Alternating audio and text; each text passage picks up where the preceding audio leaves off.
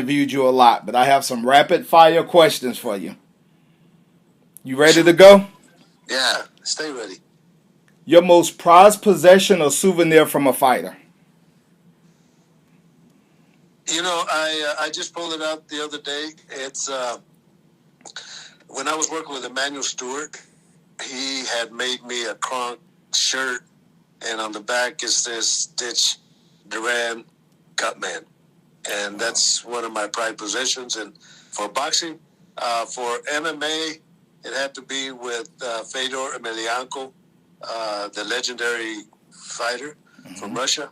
Made an outfit for me with my name on it, and he presented the sweats to me. The last fight I worked with him.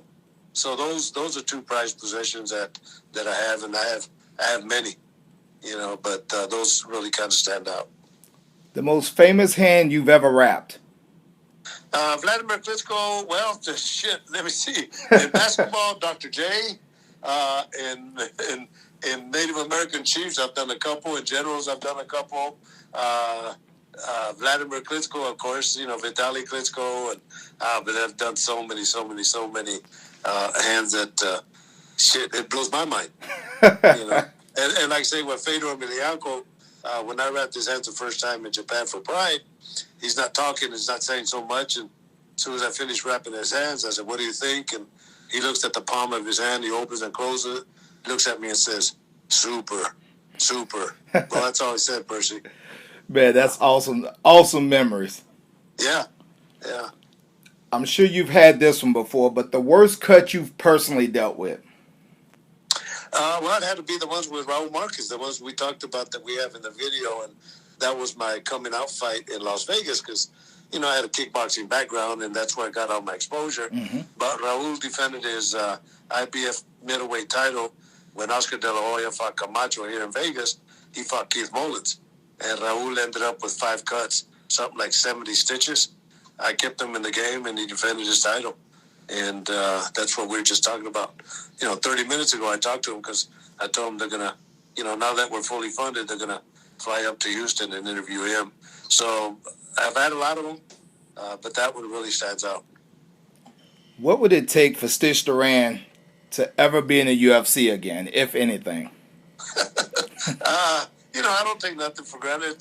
It would have to be under different terms, of course. But yeah, I'll challenge anything. I'm not, people think that me and Dana, but shit, best thing ever happened is Dana let me go. Mm-hmm. So, yeah, I have no, the bare knuckle fights, you were talking about the bare knuckle fights. I loved working with Dave Feldman when they first started, and then I was their house cut man. And then COVID kicked in, and that kind of killed everything. And when they started again, so did Top Rank. Top Rank called me, and they were going to do 16 shows in the bubble here in Las Vegas, 2 a week on ESPN. And they brought me and Mike Basil in, and they liked the program so much that they kept us. So, I had to pass on Dave Feldman, but good people and a good program. Absolutely. You can feel free to name the fighter, or you can exclude their name. Is there a fighter, MMA, boxing, kickboxing, no matter the combat sport, bare knuckle, that you refuse to work with again? No, but it's funny. It's been very nice. I mean, Jason Mayhan Miller, I think he fought George St. Pierre, and this was WEC at that time, I think, and he gets all bloody at the end of the fight. I go to clean him up, and he looks at me and says, "Get the fuck out of my way." And I just stepped back and I left. I said, "All right, I'm not going to put up." But then, later on, he told me he was just joking. But no, not at all. Everybody that I've worked with has been real cool. But I did an interview with former world champ Juan Manuel Marquez when he was in Guadalajara, and he asked me a question: "Has any fighter ever disrespected you?" And I thought, and I said, "You know what? No." I said, because I come in under a different condition, different terms than everybody else, because my job is to take care of them. So why would they want to screw with me? So that was a very valid question that's never been asked, and then you just ask the follow-up question on that. But no, I'm pretty good at guys, and like I said, I come in under a different term, and my job is to take care of you. So why would you want to screw with me? Absolutely, no doubt. Just a few more. Your biggest pet peeve as a cut man, seeing other cut men do. Well, uh, well, wrinkle clothes are my number one pet peeve. And I remember I was doing a K1 or a kickboxing event years ago. Frida Gibbs, I think she's from Georgia. She was defending the world title. And this guy that's working the corner with us pulls out his cornerman jacket. It's all satin from his bag, and it's all wrinkled, and he put it on. And I looked at him, and I made him take it off. I said, you can't go out there and represent this young lady on wearing a world title fight with a wrinkled outfit. So I made her take it off. But here's what I tell these young fighters. I said, look, if you're looking for a cut man, and if he puts a swab in his mouth or in his ear, get another cut man. Yes. But also ask him this. The medication that we use, the primary medication that we use, is the adrenaline chloride 1000. That's the one we dip into in the swab, and you put it on the cut. And if the guy tells you that it's a coagulant, get another cut man, because that's the wrong answer.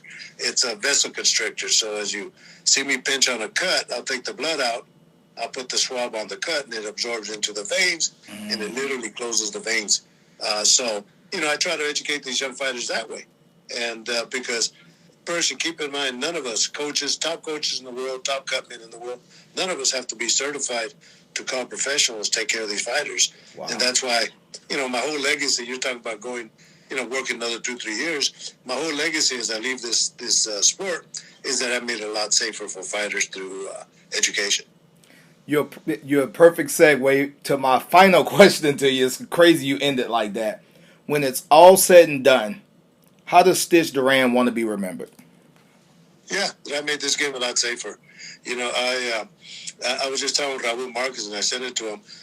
About 25 years ago, Percy, I was nobody, right? I did an interview in a magazine. At that point, it was only magazines, on how I wanted to do videos on wrapping hands and working cuts. It's always been my thing. Keep in mind, I'm a martial artist by trade. Of course. Before I was a boxing guy, so yes. Our job is always to teach. So anyway, this young kid, John Barnhouse, contacted me, and he had just graduated from the American Film Institute. And he says, look, I'd love to help you out, no charge. We did it on a zero budget. But we got so many solid interviews that we put a documentary together called Boxer's Nightmare. And it deals with all the stuff that fighters go through. And John OD'd about a year ago. I hadn't seen this film in 20 years, Percy. Wow. And I looked at it, and everybody I have in there are all Hall of Famers. Send me your email when we get off. I'll send it to you. So everybody that I have are all Hall of Famers. I got Mike before he got his tattoos, Fernando Vargas when he was going to fight Trinidad, Eddie Mustafa Muhammad. That's the fighters. The referees, Joe Cortez, Richard Steele, Mills Lane, Chuck Bodak, Doc Brodus. Oh, wow. All these guys, Emmanuel Stewart. All these guys that I got, Dr. Homansky, Dr. Goodman, Mark Ratner, that was the head of the commission. All these guys are in the film, and we talked about all the issues that were hurting boxing then, and we all had solutions. And Joe Lewis's daughter, by the way. So going fast forward, as I saw this film within the last year, I thought, you know what, everything that has happened in boxing then is still happening now. Still happening. But now it's affecting MMA fighters. So my project next is, once I get From the Fields to the Garden on air, is I'm going to reshoot interviews with current fighters in boxing and MMA, because it affects them, and then call it Boxer's Nightmare 25 years later. Dementia pugilistica, contracts, dehydration, everything was discussed in this film, and it blows my mind that I have this information. So I'll send it to you once we get off. Yeah, I definitely need to check that out. That's